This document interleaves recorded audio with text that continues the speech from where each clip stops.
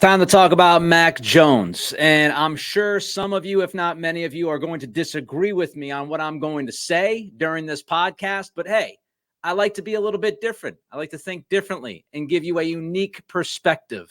So give me a chance to explain why my premise is that I would not bail on Mac Jones. That's right. I would not bail on Mac Jones, this week. I wouldn't bail on him as we get ready for this Buffalo Bills game. And I'm not telling you that he's the guy. I'm not telling you he's the guy 2 weeks from now, 4 weeks from now, 4 years from now. I'm not telling you that. All I'm saying is right now, I would not bail on Mac for plenty of reasons. I know some of you will disagree. That's fine. That's how this works. Their opinions, right? So first and foremost, before the last 3 games, Mac was fine. And if you disagree with that, that's your opinion.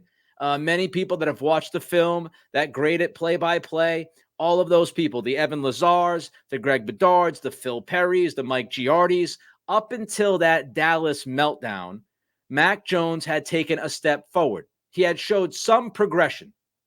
Still wasn't great, still wasn't elite, still wasn't playing like a top 10 quarterback, but he was playing better than most of last year.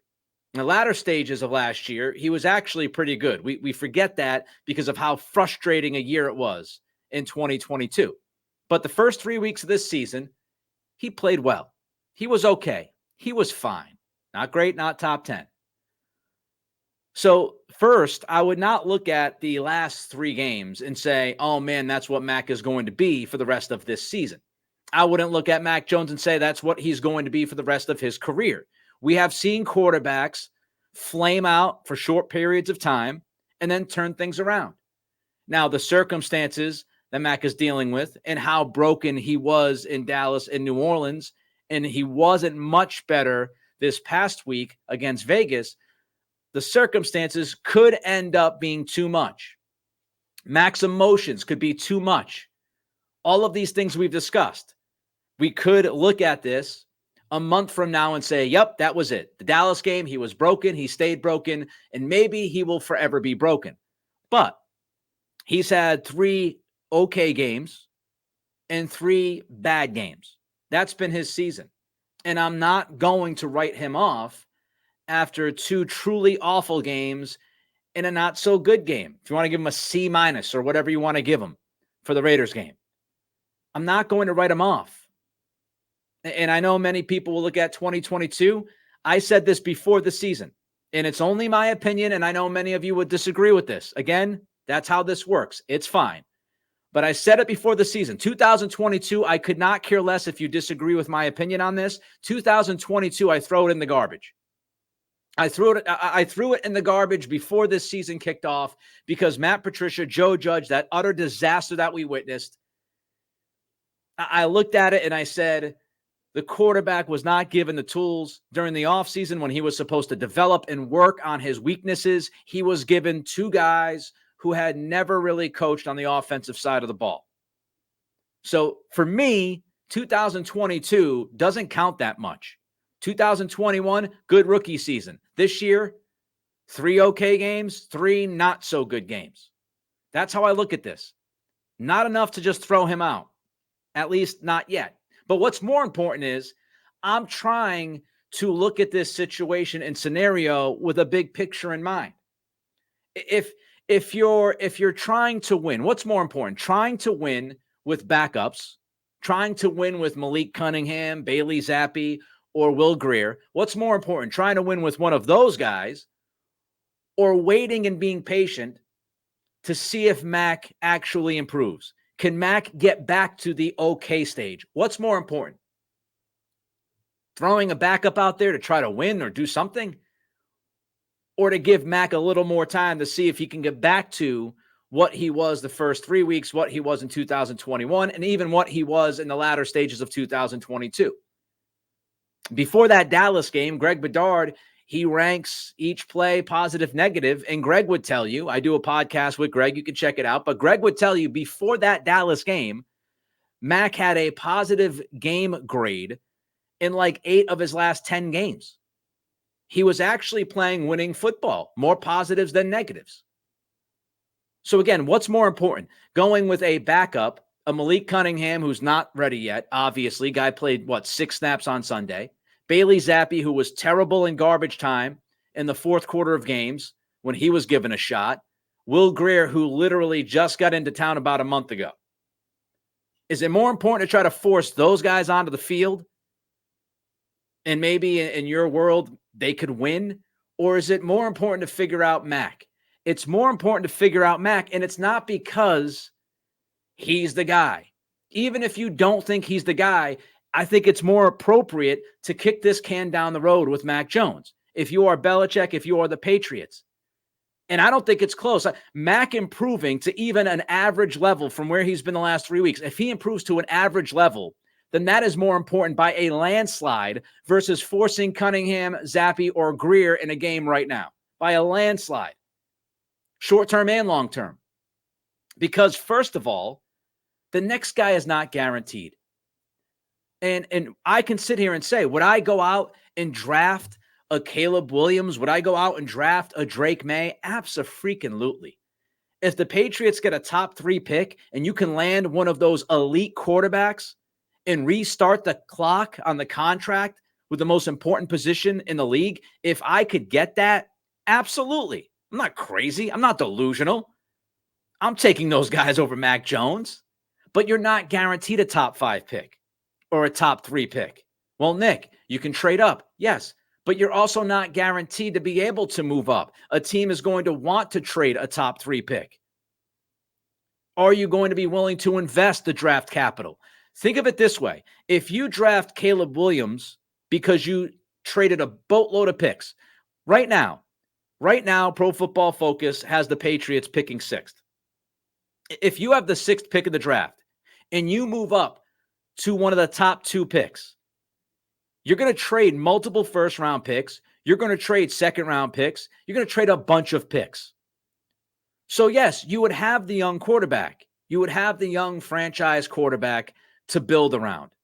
But you also, during a time where your roster needs a lot of overhaul, you also just gave up a ton of draft capital, which should help you rebuild this roster.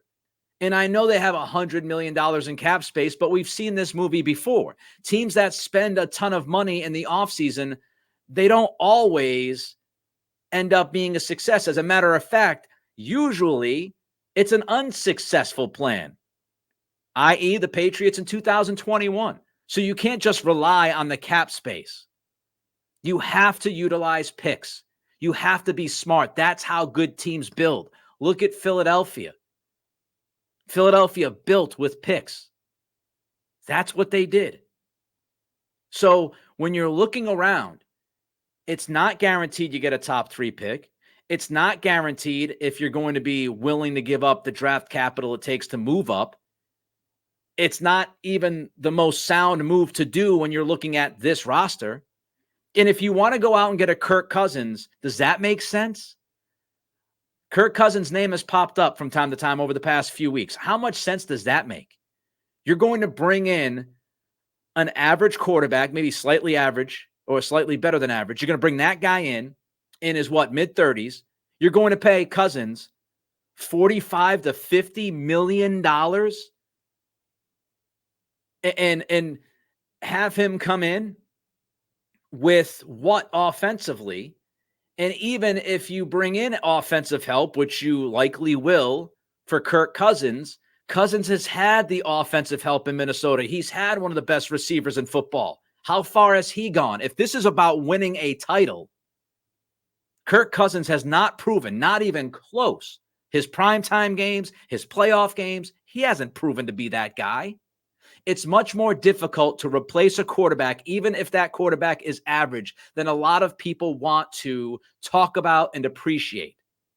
Fact. So you're not guaranteed to get that upgrade. Again, if Jones gets back to being an average quarterback, you are not guaranteed an upgrade. You're not guaranteed an elite quarterback. You're not guaranteed a very good quarterback. Teams hold on to those guys. Breaking news. So that's the first point. Secondly, if you don't get a top option, let's say you don't have a top 3 pick. And again, if you're asking me, top 3 pick, it's easy. I sprint to hand the card to the NFL and I draft May or Williams. It's a no-brainer. However, if you don't get one of those top guys and you're not going to pay an average quarterback 40 plus million a year, which I think is insane with what you have to rebuild here, then what do you have if Mac improves to at least average? You have a quarterback who's average, not that much of a downgrade from some of these other options that you have in the free agent market, but you have Mac Jones, here's the key, at less than $3 million in 2024. So if you could have Mac Jones, let's say Mac gets back to average play. Let's say Mac is 80% of Kirk Cousins. Would you rather have 80% of Kirk Cousins for less than $3 million, or would you rather have the Kirk Cousins for $45 million? Think about this team. Think about this roster. Think about this rebuild. What would make more sense? My opinion, Mac Jones at less than $3 million, being 80% of Kirk Cousins instead of paying somebody like Cousins $45 million. That would be malpractice to start this rebuild. That's not what you want to do. If you could have Mac get back to that average play, then the idea is you take the draft capital, which hopefully you add to at the trading deadline. If the team loses the next 2 games, you're 1-7, even if they go 1 out of 2 and you're looking at 2-6, whatever the case may be. If you're 2-6, 1-7, and you're doing what you should do, which we talked about yesterday, and trading those players that are walking into free agency, trading most of them for draft capital, now you go into the offseason with fingers crossed, an average Mac Jones, but with $100 million in cap space to add to the offensive line, to add a legit wide receiver, and a ton of draft capital to continue to add. That's the best case scenario. If you're a Patriots fan, aside from getting that elite quarterback, aside from getting a top 3 pick and not having to deal future picks and all of that stuff, the second best scenario to me is that Mac Jones actually fights himself out of this, gets to average play, and then you have at least an average quarterback making less than $3 million next year, and you could dump a bunch of money into the rest of this football team. And you can start re-signing maybe some of the guys that you want to re-sign. Get those extensions done. And even if you don't think Mac is the guy, which again is perfectly reasonable after the last 3 games, even if you don't think Mac is the guy, if he improves, I touched on this a little bit earlier in the week, if Mac improves, even to an average quarterback making under $3 million is going to have a good amount of value in the trade market. I couldn't care less how you feel about Mac Jones. I'm telling you how the NFL works. There have been guys like Carson Wentz, who was more broken than Mac, broken for like a full season and could never stay healthy. And he went for picks, multiple picks, good picks. Sam Darnold looked like a broken guy. He went for picks. Happens all the time. If Mac could improve to an average quarterback by year's end and he's making less than $3 million walking into the summertime, you are going to have a lot of leverage to, hey, maybe trade Mac for more draft capital, especially if you have one of those top picks. You want all the options. If you're Robert Kraft, the next GM comes in, that next GM is going to want all the options. Okay, I've got Mac Jones, who was able, hopefully, to fight out of it last year, is an average quarterback, but making almost no money. He has value. Okay, I have a top 5 pick. This is what I can do. Okay, I have $100 million. This is what I can do. You want all the options on the table. You want one of those Andy Reid Cheesecake Factory menus. That's what you want when you're trying to figure out this rebuild. Tossing Mac Jones aside in a season that looks like it's going to be lost, there's no reason to do that. You want to see if he can get through it. If he can get through it, then it's great news. Even if you don't want him here long term, it's still great news. If you go away from him now and then you bring in Will Grier or Malik Cunningham or Bailey Zappi and you just continue to suck, well, now you totally burned Mac Jones's value or hypothetical, theoretical value. You burnt any chance of him being able to figure it out, fight through it, and get back to the okay play we saw in the first 3 weeks. And what did you accomplish? I mean, even if Mac plays well, even if Mac gets back to that average quarterback, he's not going to be good enough to raise the rest of this roster to a level that's going to make you win football games, especially if you do what is right in the long term and trade some pieces at the deadline for picks. He's not elite. He's not the kind of guy that all of a sudden is going to make you an 8-9 win team. Proven by the first 3 games, you were 1-2 and barely escaped the Jets with Mac playing average to good football. And by the way, it doesn't stop you from drafting somebody else. Even if Mac gets to average play, you still could draft somebody else. You don't use the first round pick on the quarterback if it's not worth getting an elite guy at that position. But you could still draft a quarterback in the second round, third round, fourth round. The quarterback class this year is going to be pretty deep. And it makes a ton of sense to draft a younger guy in the second to fifth round, bring that guy in, and have Mac compete for the starting job. How about that? Keep your options open. I know the frustration. I know the anger. If Mac ends up being your backup in June, not a bad thing, because then you could have leverage. Then you have the young quarterback that you drafted in the second to fifth round who beat out Mac Jones. He's your starter on a very affordable, even more affordable contract moving forward, so you could continue to build off of that. And then you have an average quarterback who dug himself out of a hole, who's making less than $3 million, that you could pivot and trade if you'd like. Options. When you're rebuilding, you want options. All the possibilities. To pop Will Grier into a situation and just say, now go out there and play Buffalo. Again, aside from your anger and frustration with Mac Jones, why would you do that? Try to pull the emotion out of it. Why would you do that? Why? You could play Grier down the road. It's not like the season's over, folks. What if you gave Mac until the trade deadline? And if he continues to stink, then you put Grier in for the second half of the year. Why right now? Why do we have this big rush? It makes no sense. Now, if Mac Jones takes a step back against Buffalo, if he is terrible, if he is awful, if he looks broken, all of that stuff, then yes, open to a competition at quarterback. Then next week you go into practice splitting the reps, Mac and Will Grier. You have no hope about Bailey Zappi. You would have not put him as your emergency quarterback on Sunday and activated a guy who hasn't even played quarterback for you and who has been practicing mostly, according to Bill O'Brien, as a wide receiver. You have no faith in Bailey Zappi. You think he sucks. We all know you think he sucks. You released him after camp. There's no future for Bailey Zappi with this current coaching staff. Malik Cunningham is obviously not ready. Developmental guy. So then you have a Will Grier, Mac Jones competition during practice next week. Better guy plays at Miami if Mac falls apart again on Sunday. But what if Mac takes more baby steps on Sunday? What if he's actually a little bit better on Sunday than he was against Vegas last weekend? You can build off of that. I just don't get the rush. All right, I'll tell you why something Tedy Bruschi said this week was absurd. But first, Monday's video got over 2,000 views within 24 hours. Just big-time numbers for this little engine that could, and it's all because of you. I truly appreciate all of your support. It means the world. Thank you. Don't forget to rate, review, and also, especially on YouTube, just click that thumbs up. Click that like. It means an awful lot. It takes a second of your time. Just click that thumbs up, and you will be helping this community, and you will be helping this show. Also, don't forget to subscribe. Let's just continue to build this brick by brick by brick. All right, Bruschi.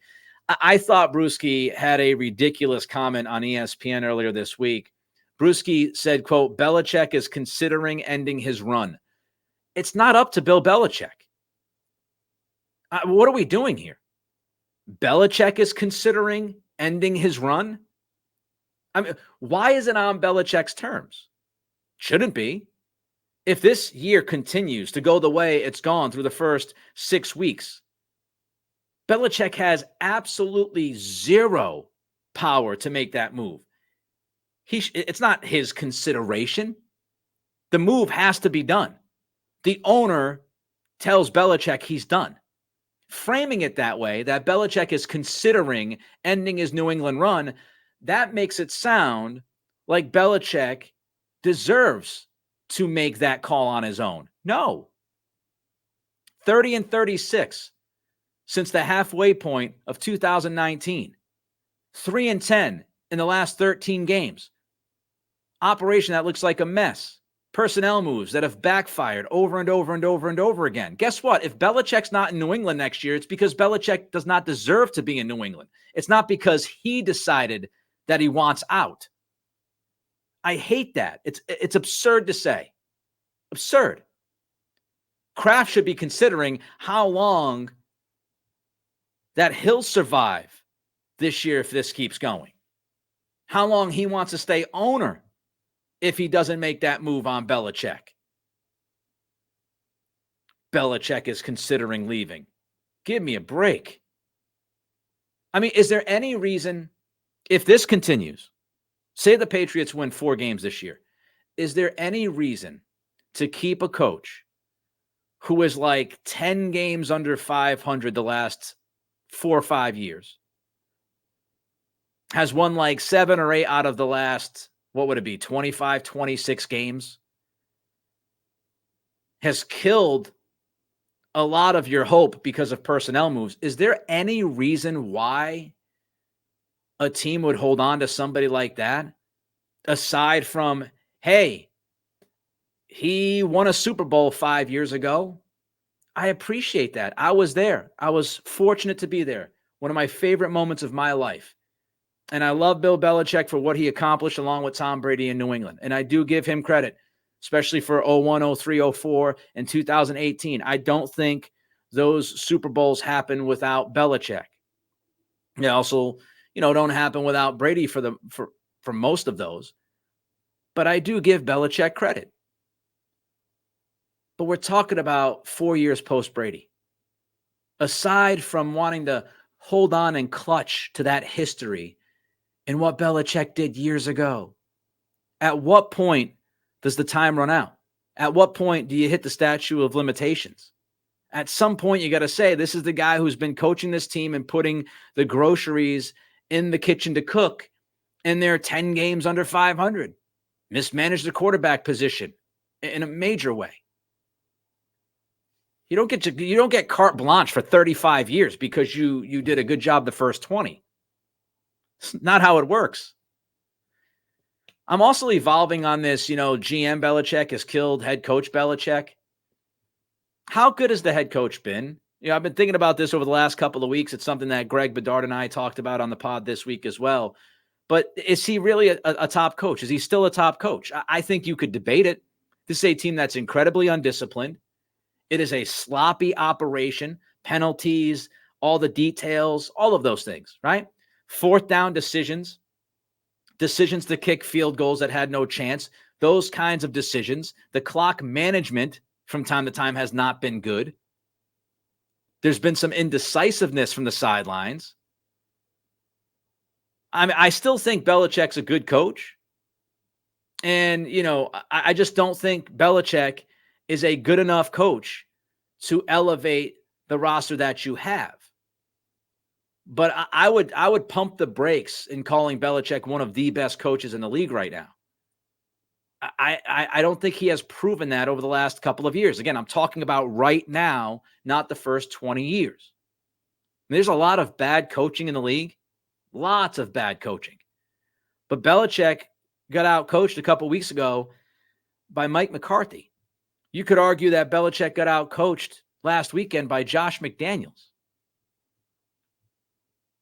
Cattle's on Causeway. That podcast, Celtics exclusive pod that I do, is coming up later today. Also, I want to remind you, live post-game pod following the opener a week from tonight against the Knicks.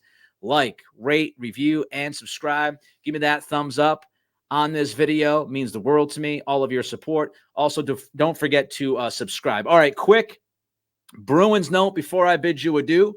Matty Patra.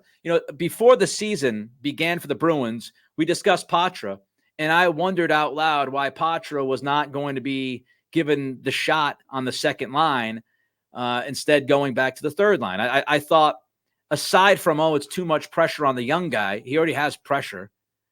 I thought you put Patra on the second line, and that would create some more chances. Well, Coach Montgomery started Patra on the third line to begin the season. That lasted 2 games.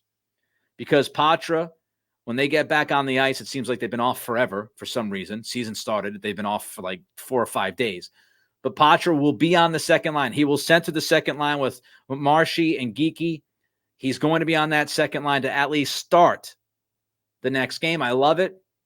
Again, I questioned this before the season. Thought it made sense to try him on that second line. Charlie Coyle is more of a third line guy to me. Coyle is not electric. He's not an electric creator. He likes, puck possession and all of those things. He's better on the third line. Patra will create more chances. His playmaking, his poise, to put him along with Marshy especially, I think will help him a lot. And this is a Bruins team. They're 2-0, which is fantastic, but they're 2-0 scoring 2 5-on-5 goals. And it's a really small sample size, but I don't blame Coach Montgomery looking at the first 2 games, saying 2 goals, 5-on-5, we need more juice. Let me tweak this a little bit. I mean, just because you put Patra on the second line doesn't necessarily mean he stays on the second line. You could try it out, see how it looks. Maybe it generates more chances for you, and you finish some of those chances, and now you got it rolling. I mean, they do have 2 goals, 5-on-5. I would say, though, to be a little bit more fair to the team, they have had a number of great chances that they haven't been able to finish.